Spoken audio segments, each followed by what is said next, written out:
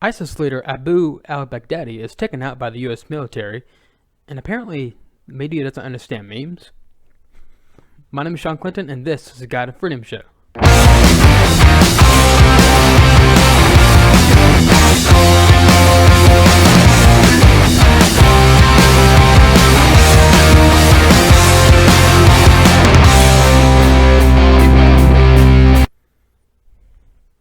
Alrighty guys, I hope everyone has had a great week so far. Happy Friday. We have a lot to get to today, so let's not waste too much time in the beginning.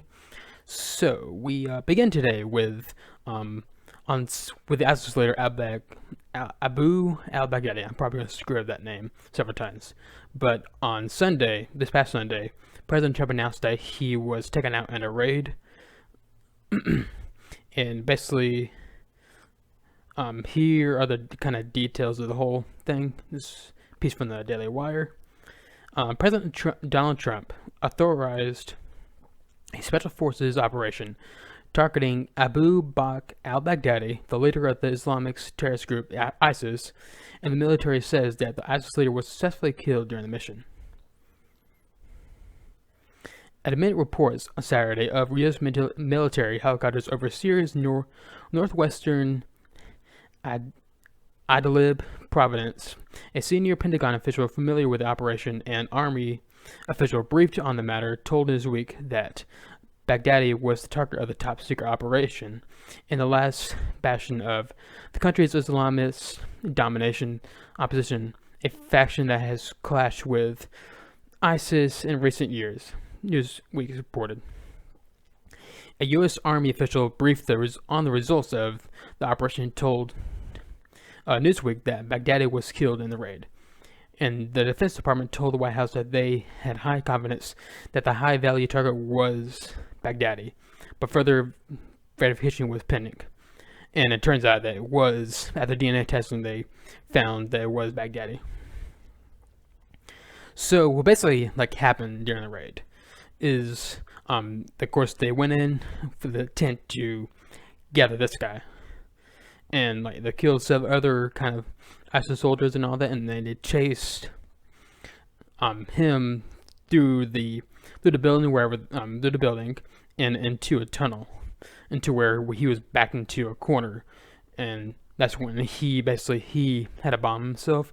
Then he basically blew himself out in an act of suicide, and injured some of our soldiers and also a canine dog. So, and unfortunately too, that he had three of his kids with him, because I mean that's what terrorists do. They just use regular civilians and children as their human shields. So, okay, obviously this is a good thing, very good thing, and full credit to President Trump on this, and because he obviously gave the go-ahead with this raid. And of course, there are some people saying, oh, he doesn't deserve credit or whatever. Okay, if Obama got credit for taking out bin Laden, why doesn't Trump? I mean, Obama gave the order to take out bin Laden, but I mean, of course he wasn't there, but he still gave the order. So, and he got credit for it, so why can't Trump? That doesn't make sense, but I mean, again, this is a very good thing. It has been a long-awaited operation, and because ISIS has done many bad things, and then hopefully this will be the start of the decline of the terrorist group. I mean, just like we saw with Al Qaeda when bin Laden was taken out. I mean, they're still around, but they're not as active as they were. And also, the right-hand man of Baghdadi was taken out as well. So, and the right-hand man usually is next in command. So that's another plus. So, and as late as right now, ISIS has confirmed that Baghdadi was killed, and they haven't named a new leader. So, and obviously, that'd probably be a new target for the U.S. Alrighty, so to kind of get the more more details of what exactly happened, President Trump held a press conference on Sunday, and it basically here's kind of the transcript of it.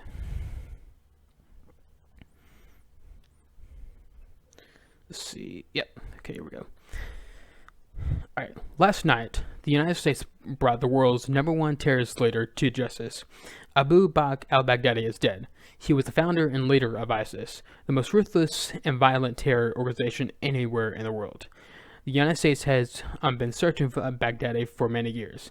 Capturing and killing Baghdadi has been the top national security priority of my administration. U.S. Special Operation Forces executed a dangerous, daring, nightmare raid in the northwestern Syria and accomplished their mission in a grand style. The U.S. personnel were incredible. I got to watch much of it. No personnel were lost in the operation, while a large number of Baghdadi's fighters and companions were killed with him. He died after running into a dead-end tunnel, whimpering and crying and screaming all the way. The compound has been cleared by this time, and with people either surrendering or being shot and killed. And people are taking that line, blowing it up, or blowing it up because he wasn't showing respect to Baghdadi. Just kind of how Obama showed respect to bin Laden. Okay, well, here's the thing. This guy's a terrorist, and this guy was a horrible dude. He not only killed many people, many Americans, he also captured people, especially women, raped them and killed them. So, and the fact that he went in whimpering and crying before he blew himself up just tells you that he was ultimately a coward. And the fact that I think it's actually a good thing that President Trump said this, because it shows other ISIS followers that the leaders are a bunch of cowards, which is true. So it continues. 11 young children were moved out of the house uninjured. The only ones remaining were Baghdadi. Only ones remaining were Baghdadi in the tunnel, and he dragged 3 of his. Hold on, this kind of thing. There's a misprint here. Okay, the only ones remaining were with Baghdadi in the tunnel, and he had dragged 3 of his young children with him. They were led to certain death. He reached the end of the tunnel as our dogs chased him down. He ignited his vest, killing himself and the 3 children, which is just that's just horrible. Seriously, these are 3 children, that very innocent children here, and they were dragged along by this piece of crap human being, really, and then was killed along with him because of his cowardice.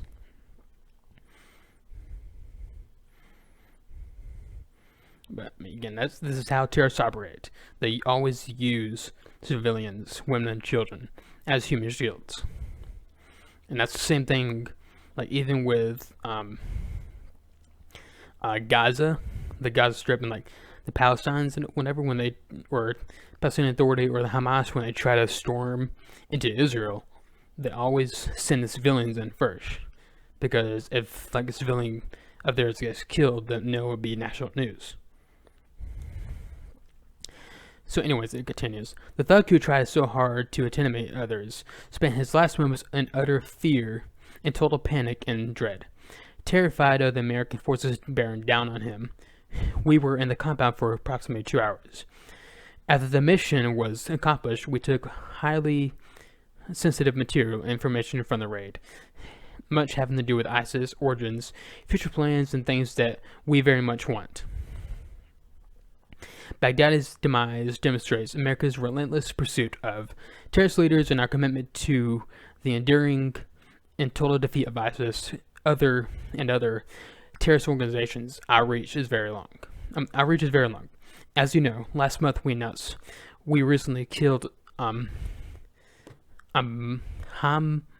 bin Laden, the very violent son of Osama bin Laden, who was saying very bad things about people,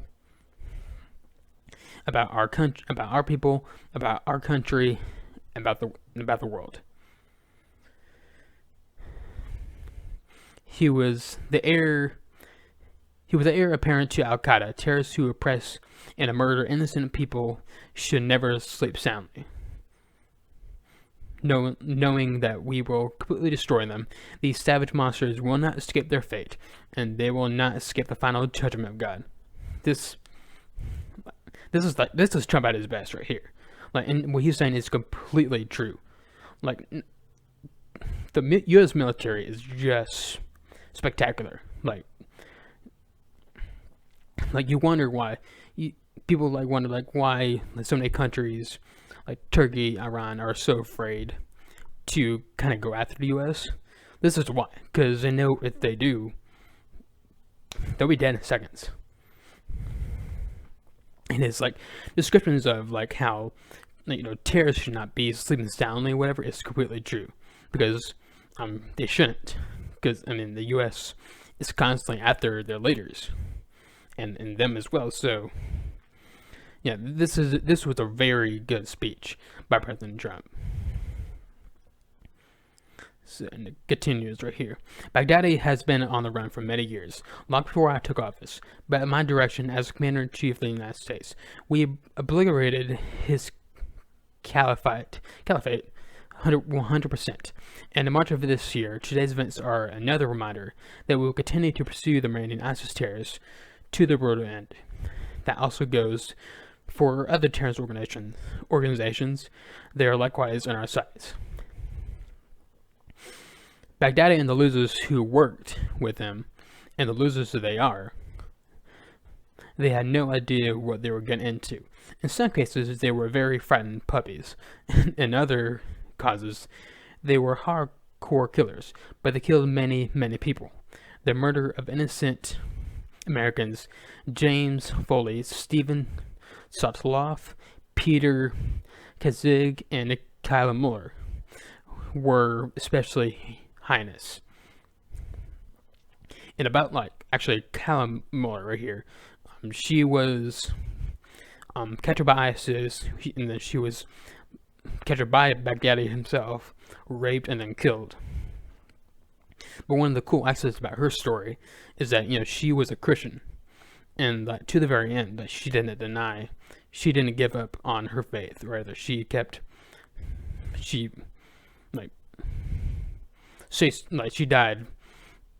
in the name, or what I'm trying to say.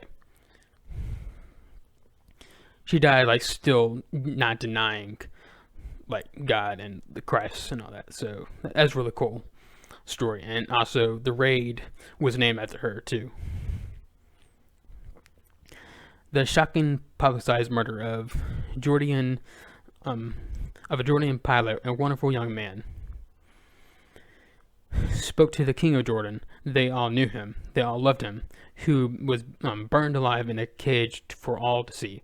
The execution of Christians in Libya and Egypt, as well as the genocidal mass murders of Yazidis, rank ISIS among the most depraved organizations in the history of our world. Which is all completely true. ISIS did a bunch of horrible things, and just thankfully we have a president that's actually was able to condense ISIS to a very small number. They're still around, just like Al Qaeda, but they're very small, and they're scattered over the place. They're not organized like they were before. So all this is a good thing, very good thing. So it continues on with this. The forced religious conversations, the orange suits prior to so many beheadings, all of which were open and displayed for the world to see. This was all that Abu Bakr al-Baghdadi, this is what he wanted. This is what he was proud of. Excuse me. He was a sick, depraved man, and now he's gone. Baghdadi was a vicious and violent, and he died in a vicious, violent way, as a coward, running and crying. This raid was impeccable, and could only have taken place with acknowledgement of and help of certain other nations and people. I want to thank the nations of Russia, Turkey, Syria, and Iraq, and I also want to thank the Syrian Kurds for certain support they were able to give us. This was a very, very dangerous mission. Thank you all. Thank as well to the great intelligence professionals who helped make this very successful journey. I want to thank the soldiers and sailors, airmen, and Marines involved in last night's operation. You were the very best. You are the very best there is in anywhere in the world. No matter where you go, there is nobody even close. I want to thank General Mark Milley, and our Joint Chiefs of Staff. And I also want to thank our professionals who work in other agencies of the United States government and were critical in the mission's unbelievable success. Last night was a great night for the United States and for the world. A brutal killer who wants to cause much hardship and death has violently been eliminated. He will never again harm another innocent man, woman, or child. He died like a dog, and he died like a coward. The world is now a much safer place. God bless America. Thank you. So yeah, that's pretty much the full transcript of President Trump's conference on Sunday, and I'll actually post this to the description below. So yeah, like I said, this was a very good speech, and this is Trump at his best, and he deserves full on credit for this, for giving, because while of course he wasn't there, but he still gave the order. So yeah. And like I said, this was a great moment for America, and it should have been celebrated by everyone on all sides of America. But of course, the left and the media decided to not celebrate it in the way you expect. They for one refused to give Trump real credit, but of course they were willing to give Obama all sorts of credit for taking out Bin Laden. But anyways, here there was several pieces and stories that went out about this raid, and that shows the awfulness of the media. Alright, first off, was a headline from the Washington Post about Baghdadi. Of course, this has been altered since then, but of course the internet is forever, and people will take screenshots of this. So here was their original headline: Abu Bakr al-Baghdadi, austere religious scholar at the helm of Islamic State, dies at 48. A serious religious scholar. What in the world is that? And some of the kind of other parts of the headline says, the man at the helm of the Islamic State was a shadowy presence, appearing in public only a handful of times and rarely allowing his voice to be heard, even as Caliphate was beaten back and finally destroyed. So I don't know what the Washington Post was smoking during this thing. It's so silly, and this actually started an entire the kind of little fun little hashtag going on, and it was called #Washington Post obituaries, I think. Hold on. Let me actually find the actual thing. I'll be right back. Okay, so the hashtag on Twitter that was trending was Washington Post death notices. It's basically people kind of copying like the headline that Washington Post like had and kind of making fun of it. So like for me, I posted Thanos, a passionate environmentalist, dies at 1,000. So, and here's a few more. Darth Vader, disabled single father of 2, passes away. This is from Ben Shapiro here. Voldemort, a scary wizard who overcame a severe facial deformity to achieve dark worship, dead at 71.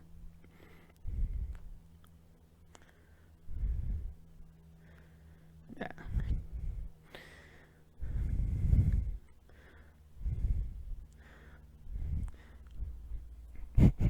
Good. Sorry. John Wilkes Booth, a noted thespian, American actor, a member of a prominent theatrical family, dead at 26.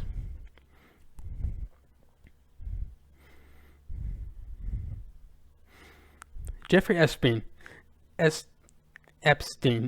financier, philanthropist, a friend to royalty, dies in an austere one-room apartment.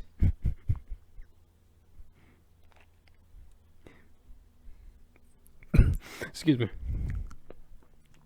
Big Bad Wolf, lung capacity legend, and bacon enthusiast, dies at 6. So yeah, if you want to get laughed, go to Twitter and go to this hashtag. It's hashtag WAPO death notices. It's hilarious. And this pretty much was just trying to make fun of the Washington Post, who richly deserve it. Honestly, they very well deserve it. And there were several other kind of headlines and pieces all throughout, like the week, just kind of being what the media is. So here's a piece from Yahoo News, and here's what it says. Here's a headline: Trump describes daring U.S. raid as like a movie.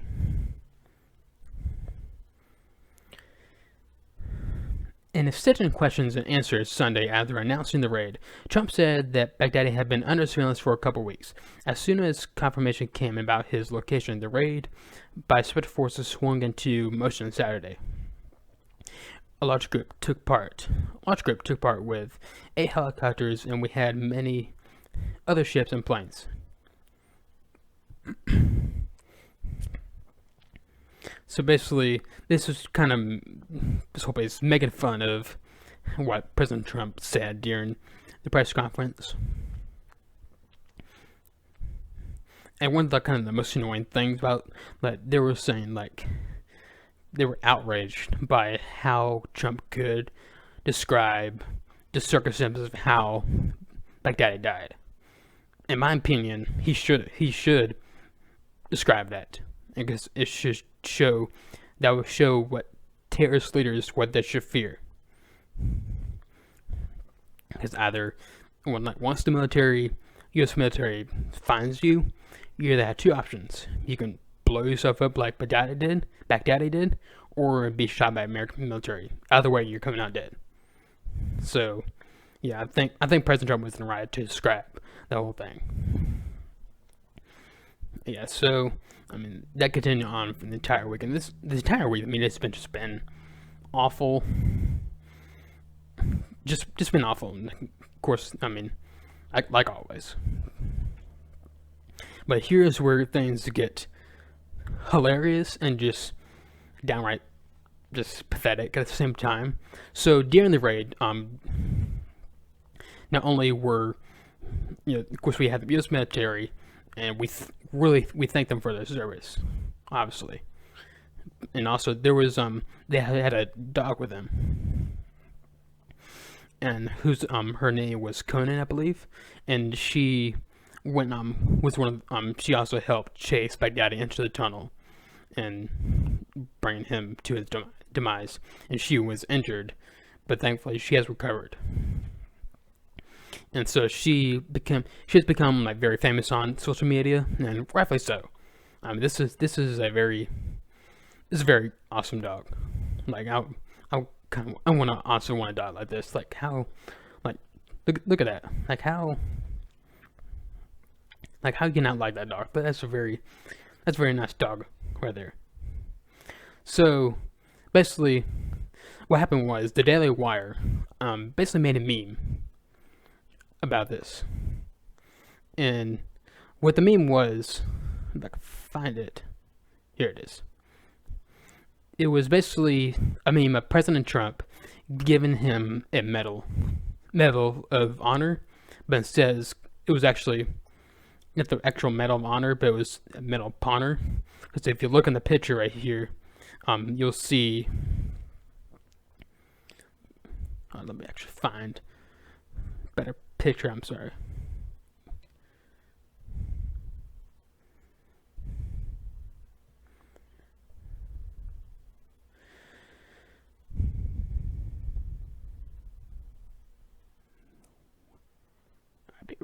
I'll be right back. Okay, I found it. So, and it'll appear on the screen right here. Like you see, it was basically Trump giving him a medal of honor, and obviously you can see at the bottom corner right here has the Daily Wire watermark. So it's obvious that this is Photoshop. Okay, everyone knew it. Literally everyone knew it. So President Trump obviously saw this, and he decided to post it on Twitter because he liked the photo. He obviously likes his dog too, and like who wouldn't? So and he tweeted out on Wednesday. No, on Wednesday, and he posted a picture and said "American hero." Okay, and that should have been in the story. Like again, it's obviously Photoshop. Everyone he knew it. So I don't know what's the big deal. But of course, here came the media the firefighter media to fact check everything. So, let's start with Jim Acosta, who's a reporter at CNN, the chief White House correspondent at CNN. So, and by the way, like if you know like how Jim Acosta operates, he's very like self I don't know how to spell it, like how to describe it, but basically people like find someone that loves you that let me start over. People find you someone who loves you like Jim Acosta loved Jim Acosta.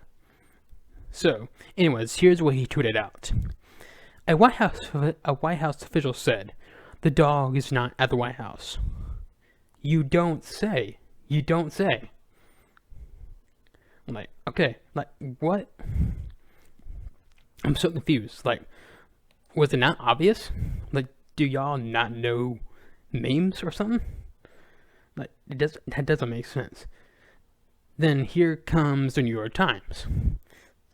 Trump tweets faked photo of hero dog getting a medal. What? Like, okay, faked photo. For one, I mean, faked photo implies that Trump tried to pass it off as it was a real photo, but it was looked Photoshop. But so like, okay. Again, like he knew that everyone knew that this was Photoshop. Like, what in the world? Why in the world was this national news story? It doesn't make sense. But here's what the New York Times had to say.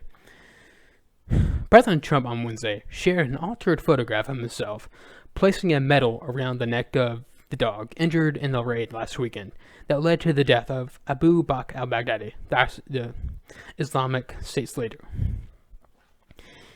The image, which bears a watermark for a social media account for the conservative news site Daily Wire appeared to be an altered version of a 2017 Associated Press photograph. In the original, Mr. Trump is seen awarding a Medal of Honor to James C. McLaughlin, a retired Army medic who is credited to saving the lives of 10 men during the Vietnam War. And also, he deserved that reward. We thank him for his service. He did amazing things. But, what? Okay, it continues. Mr. Trump has spoken of the dog, whose name is Conan, in glowing terms in the days since the raid, which culminated with Mr. al-Baghdadi detonating a suicide bomb, killing himself and several children, injuring the dog. Al-Canon, as we call it, I call it a dog.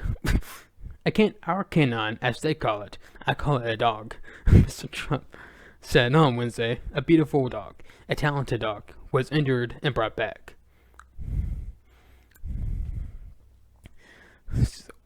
It just, I don't understand why in the world this is a national news story. It just doesn't make sense.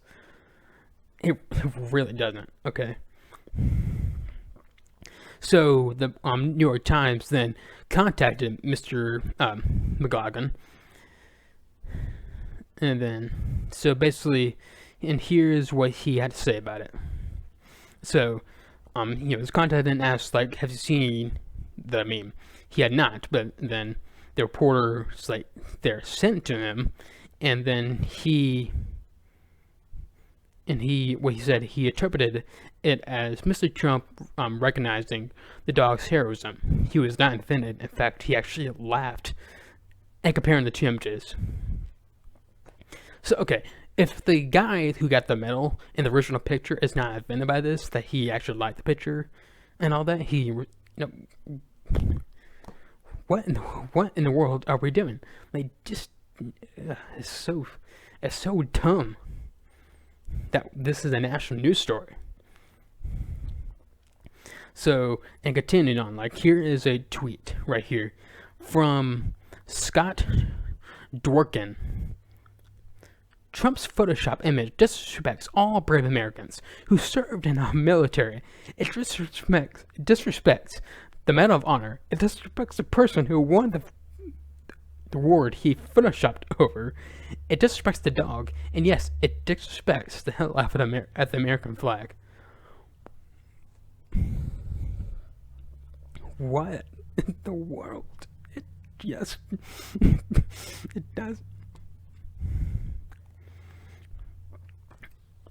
The outrage, absolute outrage over a meme. Do y'all not know what memes are? Seriously. So here is a piece from the Washington Post, right here. Okay, Trump tweeted out a photo of a Medal Honor recipient who was edited out and replaced by Conan the dog. In a somber White House ceremony in July 2017, President Trump draped the Medal of Honor around the neck of James McLaughlin. He was credited with saving the lives of 10 men in a brutal days-long battle in Vietnam. And Trump told the former Army medic that we are in awe of your actions and your bravery. On Wednesday, Trump posted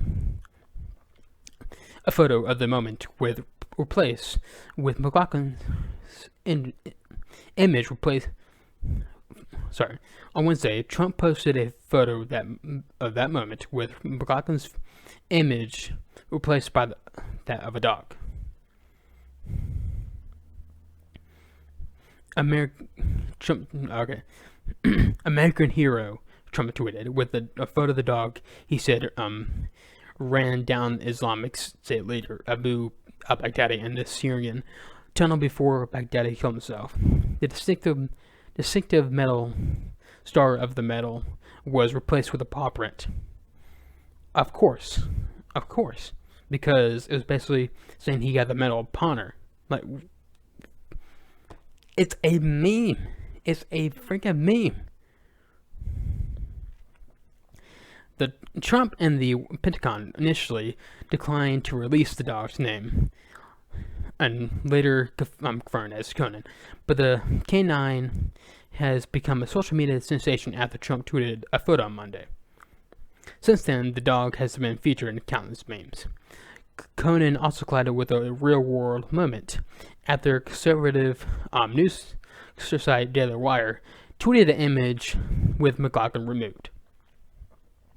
A watermark for the site appears in the Trump's tweet, but it is cropped in a version that removes the attribution of the source photo, which is the Associated Press. Okay, like, so this is how memes work.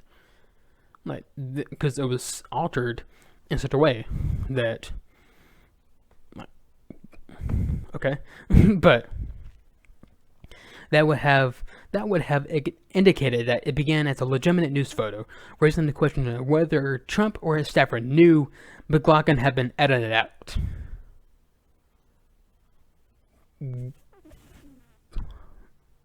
What? What? I'm getting a headache from this. Like, what in the, like, so are they suggesting that Trump didn't know that he gave a medal to a dog? Like, that is something you don't forget, because that doesn't happen very often, especially from, like, the president giving a like, hero dog a medal like that. Like, what? I'm pretty sure he will remember that. Like, I'm sorry. And again, I'm sure when he saw the picture, like, the reason why he saw the picture was because the Daily Wire, like, tagged him in it. Like, this, the Daily Wire tweet says, "Please, Avril Donald Trump." So that's the reason why he saw it. So he knew that this was a meme. It does not make sense. Why a White House spokesman declined to comment. McLaughlin, 73, could not be reached for comment. Well, I mean, I'm pretty sure he doesn't really want to talk, because he already talked to the New York Times, and he already gave his side of the story, and, like, he's not offended by it. He actually find it funny and all that. So, I mean, there's nothing to there. But then, like, here's where things get silly right here.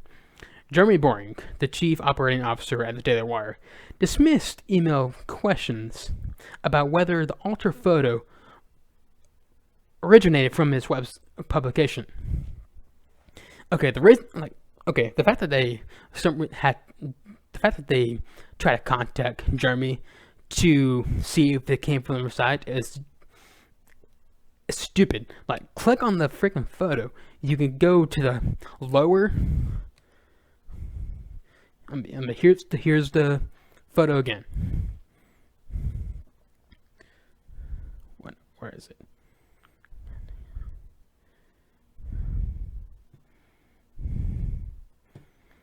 Okay, here's the photo again. Look at the bottom right-hand corner. You see the watermark for Real Data Wire. So, what was the reason why they had to contact Jeremy? So, they said it in a way that he was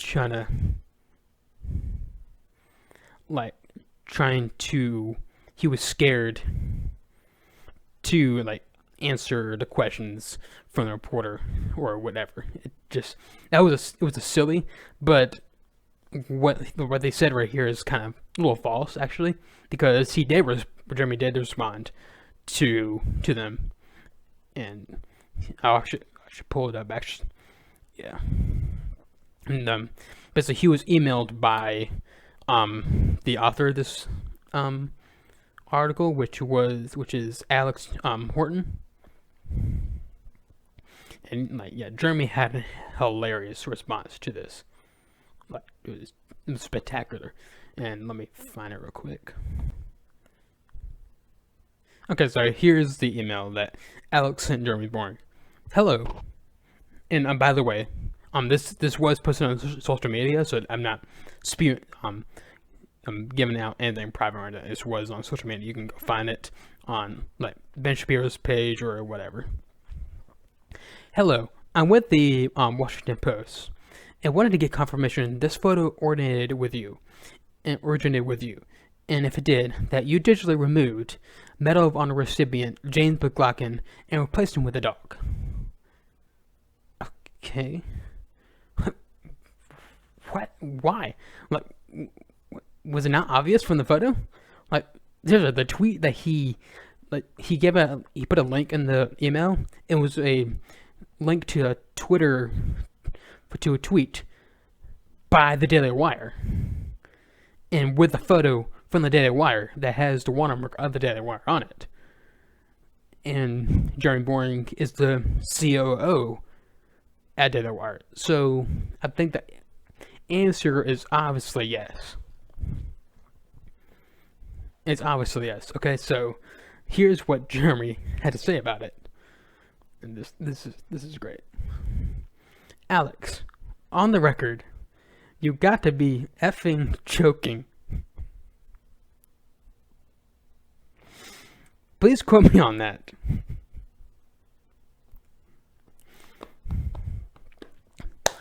Slow clap for Jeremy right here. That's spectacular. And of course, they didn't quote him on it. Like, it's just, it's all hilarious and just stupid at the same time. It just shows you how garbage our media is. Like, they really want to take a meme that everyone knew that it was a meme. Everyone knew it was a joke. Like, what? It did not make sense. Like, why? It did. I know I keep saying this, but it just doesn't make sense why this was a national news story. It just goes to show you, like, how garbage our media is. They're willing to do anything to try to get a hit on Trump in any way, shape, or possible, no matter, like, how stupid the situation is. And, like, some of the other reactions, like, people had was, like, how could he post a meme that degrades the presidency and all that? Okay, first off, hold on. Where have y'all been for the last 3 years? Like, do you not know at this point? I'm assuming the people saying this have been following him for the last 3 years since he was elected president. Do you not know at this point how he operates? Like, he is a troll master. Like, he trolls on a regular basis. So, like, this fake outrage over something like that is just silly. And quite frankly, and here's another thing. Like, if you're it's true, like, Trump is not your typical sophisticated, like, president, but so what? I mean, that's what makes him kind of unique.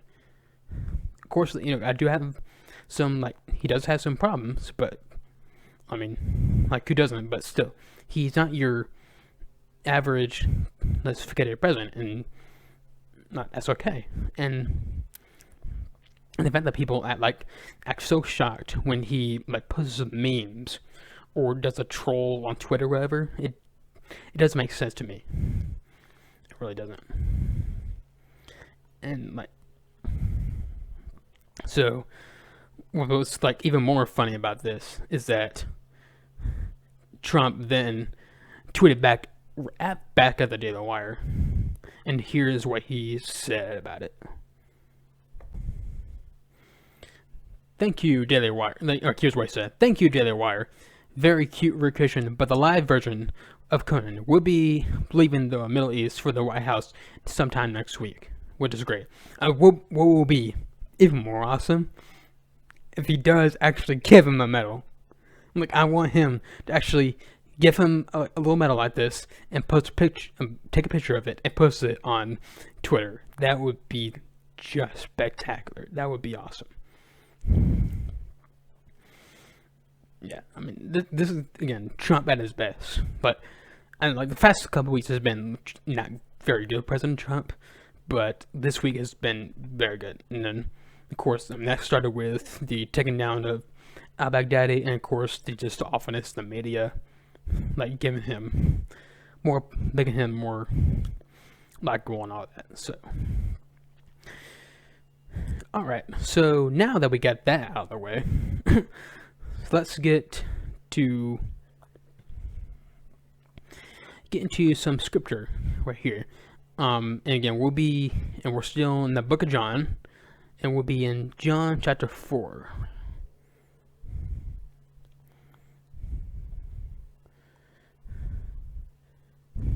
No, not chapter 4. There we go. And this is over Jesus and the Samaritan woman. And I'm pretty sure most of y'all probably don't know this story.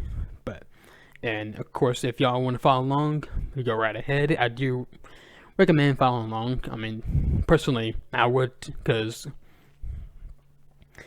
like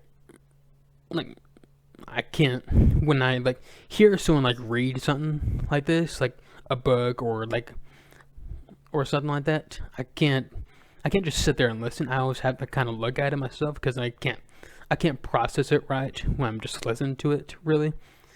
Especially, that's mostly coming from a book, unless if it's like a lecture or something like that, that's different. But when it's like a book like this or whatever, I always want to have something to kind of follow along with it. And that's why I don't do audiobooks.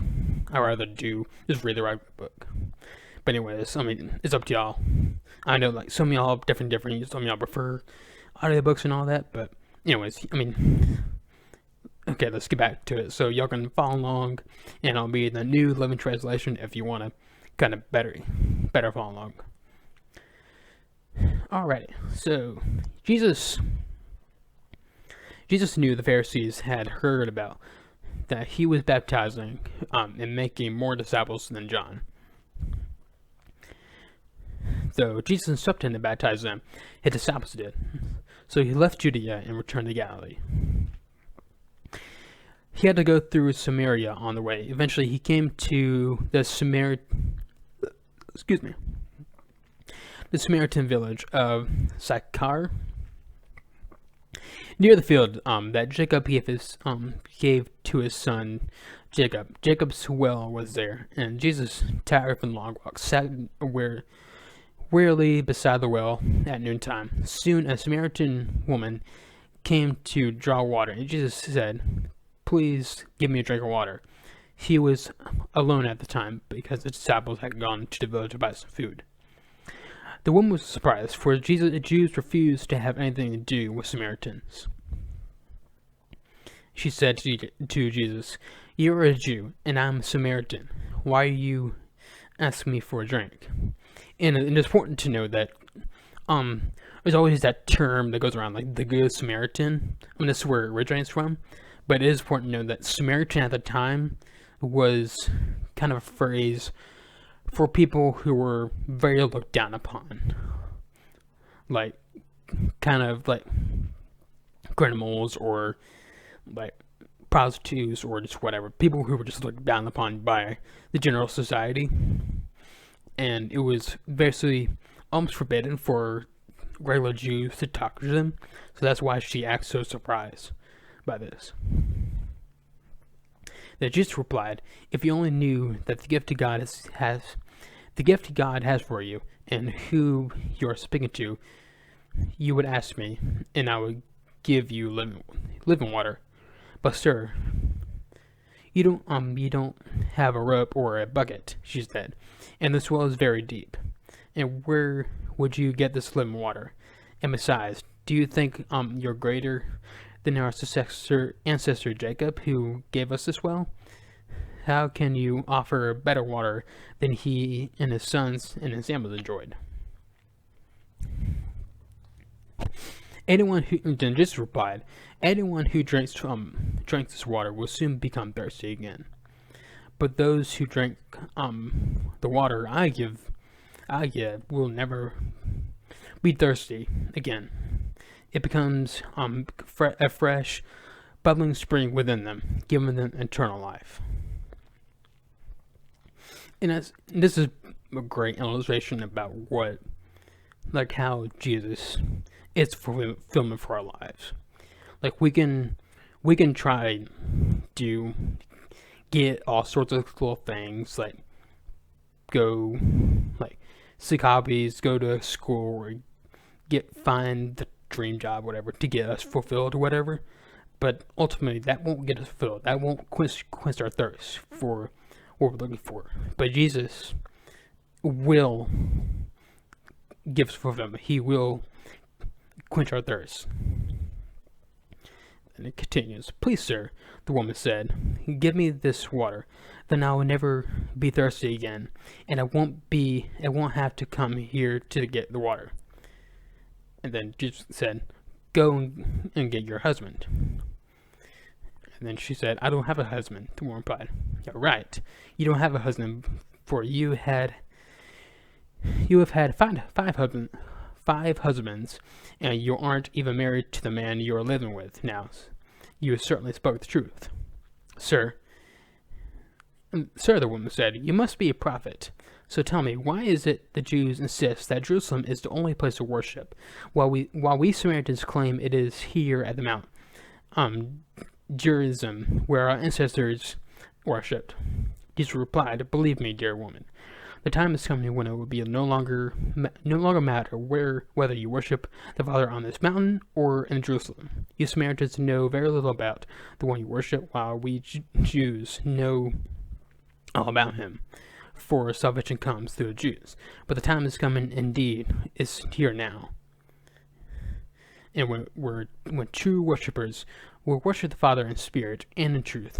The Father is looking for those who worship him that way. For God is spirit, and those who worship him must worship in spirit and in truth. And this was obviously all true, and it came to light right here, because it used to be at the time that you had to go to the temple in Jerusalem to pray, or go to a synagogue to pray. But thanks to Jesus right here, you can go anywhere to worship God and like pray to him. Like you can go to I would like actually pray and go to the mountains and worship him, because I love the view, especially like on kind of the higher top mountains, or even at the beach or whatever. So, and obviously that's true. So, and then the woman said, I know the Messiah is coming, the one who is called Christ. When he comes, he will explain everything to us. Then Jesus told her, I am the Messiah. Just then, his disciples came back. They were shocked to find him talking to a woman, but none of them had the nerve to ask, what do you want with her, and why are you talking to her? The woman left her water jar beside the well and ran back to the village, telling everyone, come and see a man who told me everything I did. Could he possibly be a Messiah? So the people came streaming for the village to see him. Meanwhile, the disciples were urging Jesus, Rabbi, eat something. But Jesus replied, I have a kind of food that you know nothing about. Did someone bring in food while we were gone? The disciples asked. Then Jesus explained, my nourishment comes from doing the will of God, who sent me, and from finishing his work. You know the saying, 4 months between planting and harvest. But I say, wake up and look around. The field's already ripe, and for harvest. The harvesters are paid good wages, and the fruit they harvest is people brought to eternal life. What joy awaits both the planter and the harvester alike. You know the saying, one plants, another harvests, and it's true. I sent you to harvest where you didn't plant. Others have already done the work. And now you would go gather the harvest.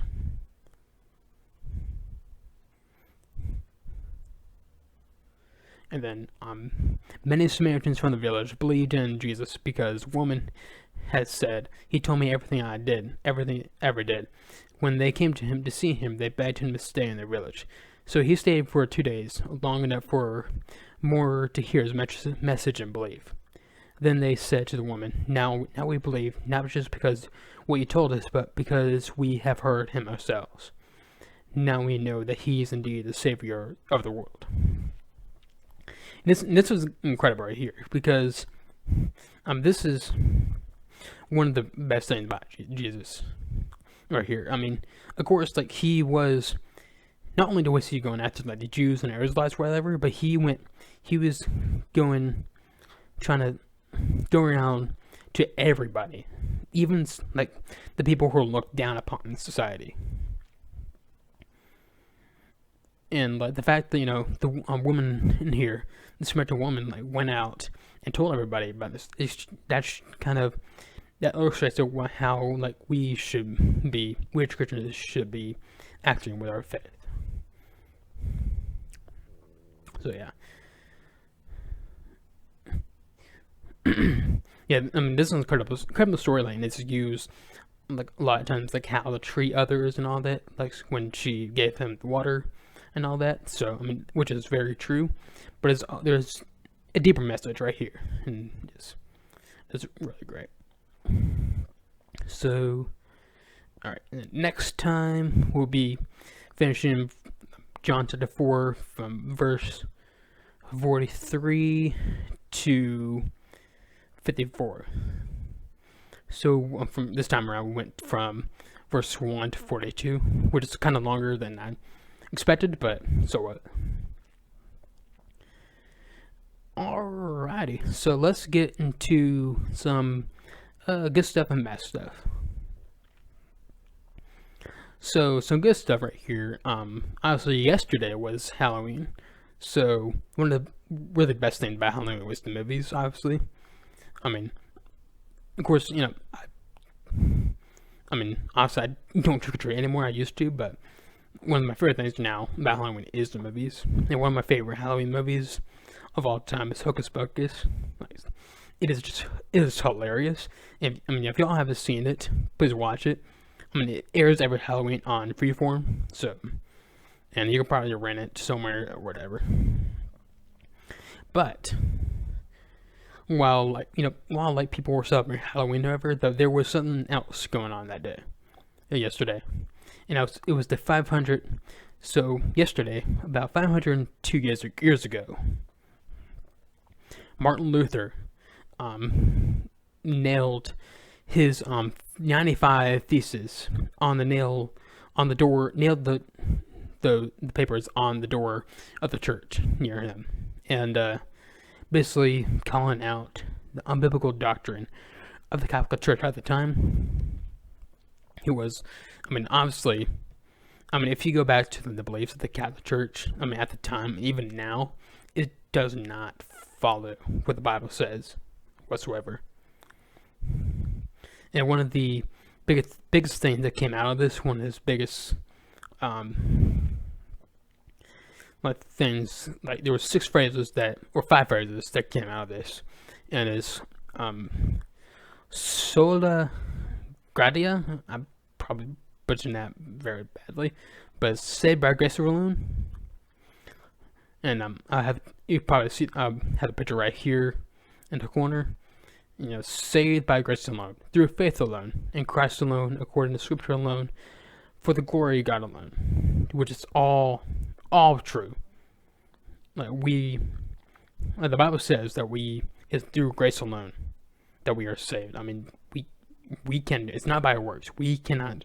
There's no way we can earn our way to salvation, which is why we have grace, and it's through Christ alone. And the problem with the Catholic Church is that they go through to confess their sins and ask for forgiveness. They go through the priest to do that, and that's not right. That's not what the Bible says. You have to go to Christ alone. And also another problem is that they pray to, like, Mary and all that, I heard some say that she's supposed to be like a mediator between you and God, or something like that. She can't do that. That's only Christ.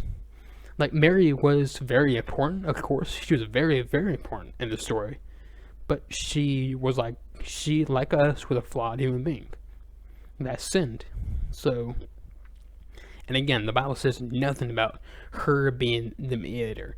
It only says Christ, the only mediator between us and God. So yeah, I mean, we're of course we're all very thankful to Martin Luther right here, because I mean, I don't know where exactly the church would have gone if he didn't do that.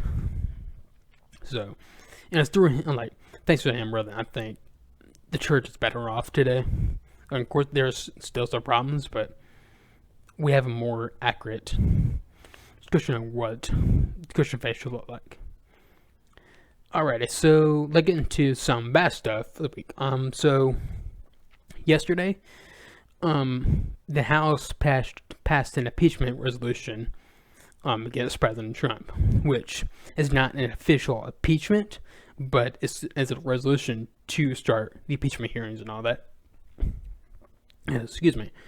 So, yeah, I know I said last week that it looks like that President Trump won't be impeached, but from the looks of it, he probably will this now. And honestly, if he is, I mean, he won't be convicted in the Senate, so it wouldn't really matter. And, you know, some people say that this will hurt his chances of 2020. I think actually it will hurt Democrats more than it hurts him.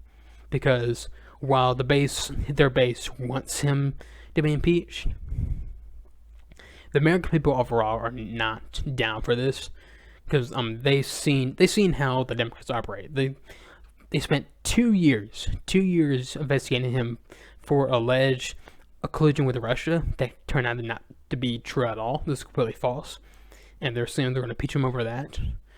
And they were borderline saying that they wanted to impeach him over the meme he posted. They didn't actually say it though, but they were borderline there despite the outrage over it. So, I mean, the American people see that the Democrats are